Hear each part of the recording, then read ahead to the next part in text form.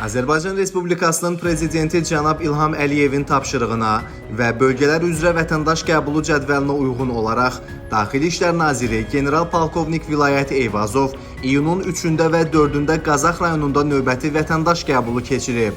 Nazir əvvəlcə Qazax rayonunda ümummilli lider Heydər Əliyevin abidəsini ziyarət edərək əziz xatirəsini dərin hörmət və ehtiramla yad edib.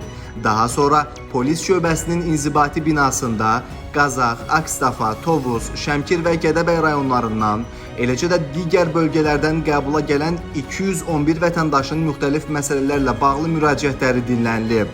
Qəbula gələn vətəndaşların müraciətlərinin operativ və qanunvericiliyin tələblərinə uyğun həlli, habelə vətəndaş məmnunluğunun təmin olunması məqsədi ilə Nazirliyin aidiyyəti baş idarə və idarə rəislərinə müvafiq tapşırıqlar verilib. Müraciətlərin böyük əksəriyyəti yerindəcə həll olunub, digərləri nəzarətə götürülüb. Səfər çərçivəsində General-Polkovnik Vilayət Eyvazov Daxili İşlər Nazirliyi Daxili Qoşunlarının Akstafa rayonunda yerləşən hərbi hissəsində polis və daxili qoşunlarda xidmət etmək arzusunda olan gənclərin sıra baxışını da keçirib. Sıra baxışında xidmətə qəbulun şərtlərinə uyğun gələn 238 nəfər seçim turunun növbəti mərhələsinə buraxılıb.